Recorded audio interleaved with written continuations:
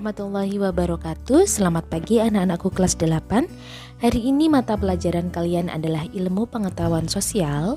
Dan materi yang akan kita bahas pada hari ini mengenai pengaruh interaksi sosial terhadap kehidupan sosial dan kebangsaan. Bab yang akan kita bahas mengenai mobilitas sosial. Pada bab kali ini yang akan kita bahas mengenai 1. Pengertian mobilitas sosial, yang kedua bentuk-bentuk mobilitas sosial, yang ketiga faktor-faktor pendorong dan penghambat mobilitas sosial, keempat saluran mobilitas sosial, dan yang kelima adalah dampak dari mobilitas sosial. Pengertian mobilitas sosial. Mobilitas sosial adalah suatu gerak perpindahan seseorang atau kelompok anggota masyarakat dari status sosial yang satu ke status sosial yang lainnya dalam suatu struktur sosial pada masyarakat. Bentuk-bentuk mobilitas sosial yang pertama adalah mobilitas vertikal. Mobilitas vertikal merupakan perpindahan status sosial yang dialami seseorang atau sekelompok warga pada lapisan sosial yang berbeda. Pada mobilitas sosial tersebut memiliki mobilitas vertikal naik dan mobilitas vertikal turun. Mobilitas vertikal yang naik biasa disebut dengan social climbing atau upward mobility. Misalnya, seorang staf karyawan yang dipromosikan atasan untuk menjadi kepala subbagian.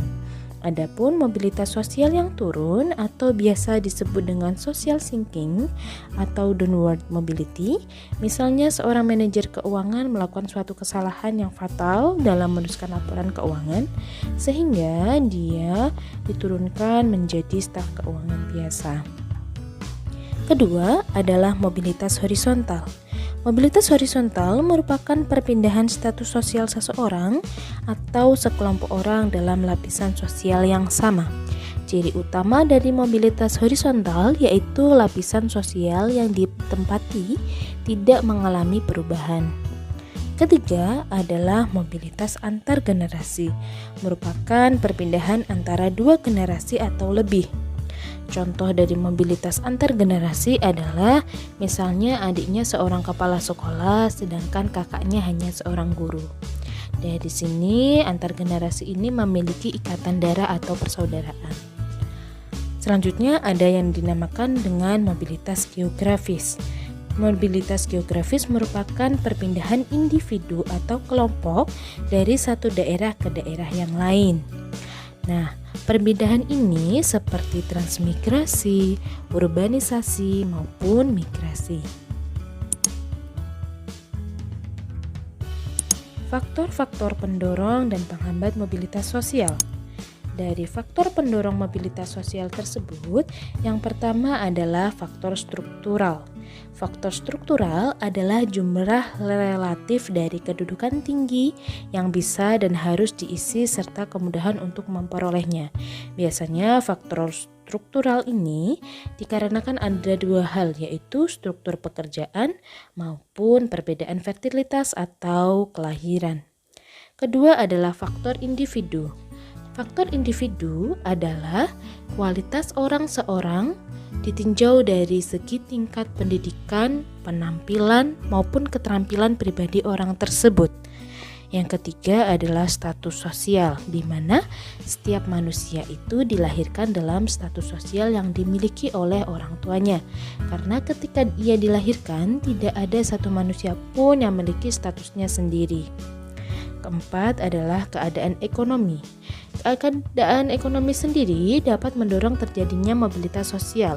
Orang yang hidup dalam keadaan ekonomi yang serba kekurangan, kemudian mereka yang tidak mau menerima keadaan ingin berpindah tempat ke daerah lain sehingga menghasilkan namanya mobilitas sosial. Yang kelima adalah situasi politik.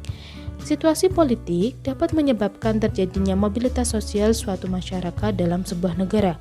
Keadaan negara yang tidak menentu akan mempengaruhi situasi keamanan yang bisa mengakibatkan terjadinya mobilitas atau perpindahan manusia ke daerah yang lebih aman. Yang keenam merupakan kependudukan atau demografi. Faktor kependudukan biasanya menyebabkan mobilitas dalam arti geografik Pertambahan jumlah penduduk yang pesat mengakibatkan sempitnya tempat pemukiman dan kemiskinan semakin merajalela. Keadaan demikian mendorong sebagian warga masyarakat mencari tempat kediaman yang lain. Selanjutnya adalah keinginan melihat daerah lain. Adanya keinginan melihat daerah lain mendorong masyarakat untuk melangsungkan mobilitas geografik dari satu tempat ke tempat yang lain. Oke, selanjutnya adalah faktor penghambat dari mobilitas sosial.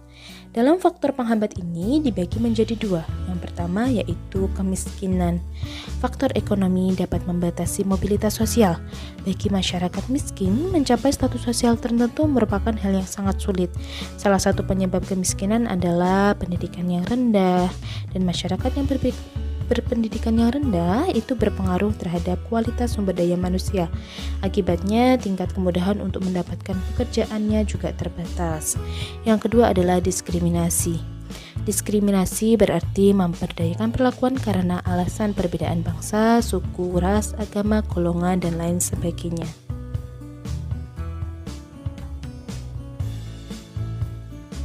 Saluran mobilitas sosial ini menurut Pitirim As-Sorokin, mobilitas sosial vertikal mempunyai saluran-saluran dalam masyarakat yang berarti melalui saluran-saluran itu, mobilitas sosial vertikal dapat terjadi.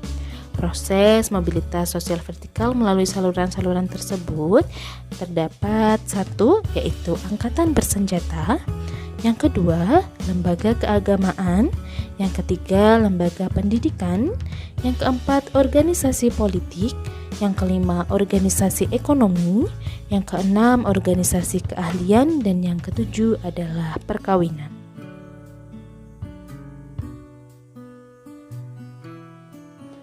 Mobilitas sosial memiliki dua dampak, yaitu dampak positif dan juga dampak negatif.